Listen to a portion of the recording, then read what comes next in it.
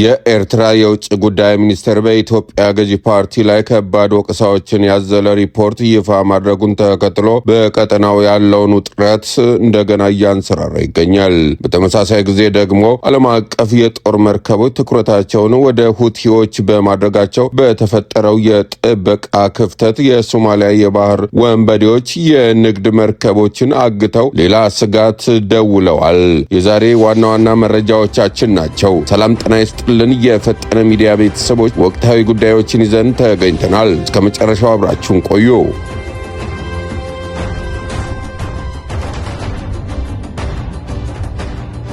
የኤርትራ የውጭ ጉዳይ ሚኒስቴር ይፋ ባደረገው ይፋዊ ሪፖርት በኢትዮጵያ ገዢው ብልጽግና ፓርቲ ላይ የሚዲያና የዲፕሎማሲ ዘመቻ ከባድ ወቀሳ ሰነዘረ። ሚኒስትሩ በሪፖርቱ እንደገለጸው የኢትዮጵያ ገዢ ፓርቲ የራሱን የቀጠናዊ መስፋፋት ፍላጎት ለመሸፈንና በሀገር ውስጥ የተደቀኑበትን ባለብዙ ዘርፍ ቀውሶች አቅጣጫ ለማስቀየር የተጎጂነት የፖለቲካ ቁማር የተጫወተ ይገኛል። ድርጊቱም ጅራፍ ራሷን ገርፋ ራሷ ትጮኻለች እንደሚባለው አይነት ነው ሲል ኮንኖታል። በአስመራ በኩል የወጣው ይህ ሪፖርት እንደሚለው የብልጽግና አስተዳደር ላለፉት 3 ዓመታት የጎረቤት ሀገራትን ሉዓላዊነትና የግዛት አንድነት በሚፈታተን አቋም ላይ ቆይቷል። ሚኒስትሩ እንደሚለው ከሆነ ገዢው ፓርቲ ሁለት የተለያዩ የፊትና የጀርባ ትረካዎችን ይጠቀማል። በሀገር ውስጥ በኩል የኤርትራን አጋርነት እንደ ታሪካዊ ስህተት አድርጎ በመሳል ህዝባዊ ቅስቀሳ ሲያደርግ፣ ለዓለም አቀፍ ማህበረሰብ ደግሞ የቀጠናዊ ትስስርና የኢኮኖሚ ትብብር በሚል ማታለያ ቃላት በመሸፈን የሌላ ሀገርን ሉዓላዊ የባህር በር በግድ ለመጠቅለል የተለየ ስትራቴጂ ይዟል ሲል ይከሳል። ሪፖርቱ አክሎም የአፍሪካ ቀንድ ቀጠና እንዳይረጋጋ ያደረገው ዋናው አካል ኤርትራ ሳትሆን ራሱ የኢትዮጵያ መንግስት ነው ሲል ይሞግታል። ለዚህም በዋና ማረጋገጫነት ያቀረባቸው ጉዳዮች ከሶማሊላንድ ጋር የተፈራረመውንና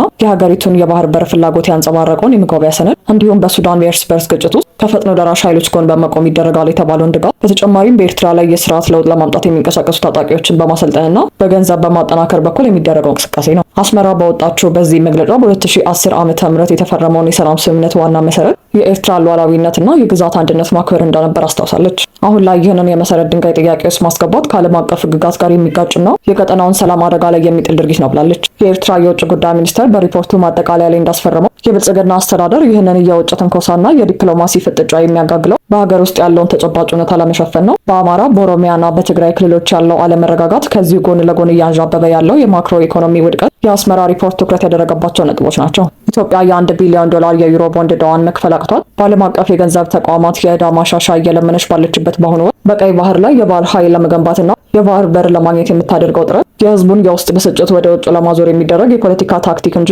ተጨባጭ የኢኮኖሚ ስትራቴጂ ሊሆን አይችልም ሲል የኤርትራ ውጭ ጉዳይ ሚኒስቴር ሪፖርቱን አጠናቋል። ይህ በኤርትራ በኩል የወጣው ሪፖርት በቀጠናው ያለውን የምስራቅ አፍሪካ ፖለቲካዊ ውጥረት ወደ አዲስ ምዕራፍ ያሸጋገረው ሲሆን የሁለቱ ሀገራት ግንኙነት ከ2010 ዓ.ም የሰላም ስምምነት በኋላ እንደገና መባባሱን ያሳያል። የኢትዮጵያ መንግስት በበኩሉ የባህር በር ጥያቄው የተፈጥሮና የህልውና ጉዳይ እንደሆነ፣ ለሀገሪቱ ፈጣን የህዝብ ቁጥርና ኢኮኖሚ እድገት የባህር በር ማግኘት በሰላማዊና በህጋዊ መንገድ አስፈላጊ መሆኑን በተደጋጋሚ ሲገልጽ ቆይቷል። ከሶማሊላንድ ጋር የተደረገው ስምምነትና በቀይ ባህር ዙሪያ ያሉ የጂኦፖለቲካ እንቅስቃሴዎች የሱዳንን ቀውስ ጨምሮ የቀጠናውን ሀገራት በተለያዩ ጎራዎች እንዲሰለፉ አድርጓቸዋል። በአሁኑ ወቅት ሁለቱም ሀገራት የሚዲያና የዲፕሎማሲ እርስ በርስ ክስ ውስጥ የገቡ ሲሆን ሁኔታው ወደ ባሰ ወታደራዊ ፍጥጫ እንዳያመራ የዓለም አቀፉ ማህበረሰብና የክልሉ ሀገራት ሁኔታውን በጥንቃቄ የተከታተሉ ይገኛሉ። በኢትዮጵያና በኤርትራ መካከል ያለው የቃላት ጦርነት የጂኦፖለቲካ ፍላጎት በቀጠናው ላይ የደህንነት ስጋት በደቀነበት በዚህ ወቅት በባህር መንገዱ ላይ የተደቀነውን አደጋ በሌላ አቅጣጫ ተጨማሪ ስጋት አስተናግዷል።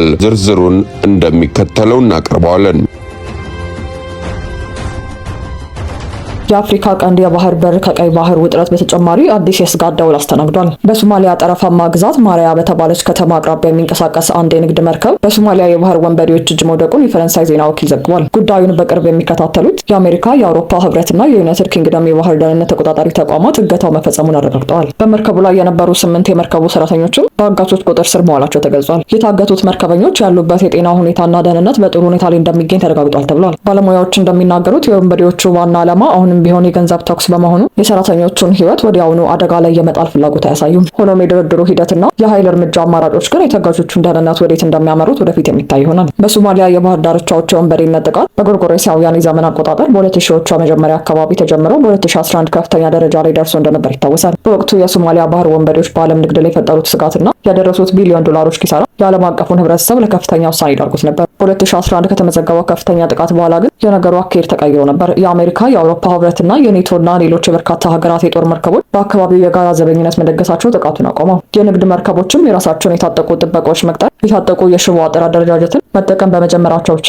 ጥቃቱ ወደ ዜሮ በሚጠጋ ሁኔታ እየጠፋ ነበር። ከቅርብ ጊዜ ወዲህ ግን ይህ የቆየ ስጋት እንደገና ማንሰራራት ጀምሯል። ለዚህ ደግሞ ዋነኛው ምክንያት በቀይ ባህር አካባቢ የሁቲ ታጣቂዎች በመርከቦች ላይ የሚያካሂዱ ጥቃት እንደሆነ የዘርፉ ተንታኞችና የአየር መንገድ ደህንነት ተቋማት ያመላክታሉ። የሁቲ ጥቃትን ለመግታት በርካታ የዓለም አቀፍ የባህር ኃይሎች ትኩረታቸውንና የጦር መርከቦቻቸውን ወደ ቀይ ባህርና ወደ ባብ ኤል መንደብ በመለወጣቸው የሶማሊያ ዳርቻ የነበረው ጥበቃና ዘበኝነት እጅግ እንዲላል አድርጎታል። የሶማሊያ ባህር ወንበዴዎች ይህንን የጥበቃ ክፍተት እንደ መልካም አጋጣሚ በመጠቀም እንደገና ወደ ንግድ መርከቦች እገታ የተመለሱ መሆናቸው ዘገባው አስረድቷል። ይህ አዲስ ክስተትም የመድን ዋስትና ክፍያዎችን ከመጨመሩ ባሻገር መርከቦች ረጅምና ውድ የሆነውን የደቡብ አፍሪካ መልካም ተስፋ ኬፕ ዙሪያ መንገድ እንዲመርጡ ያስገድዳቸዋል። ይህ ደግሞ በሸቀጦች ዋጋ ላይ ተጨማሪ ጭማሪ ማምጣቱ የማይቀር እውነታ ነው። ለዛሬ ያዝናቸው መረጃ ይህንን ይመስል ነበር። መረጃዎቻችን በፍጥነት እንዲደርሷችሁ ቻናላችንን ሰብስክራይብ በማድረግ የፈጠነ ሚዲያ ቤተሰብ ይሁኑ። ሰላም ለሀገራችን፣ ሰላም ለሕዝባችን ይሁን።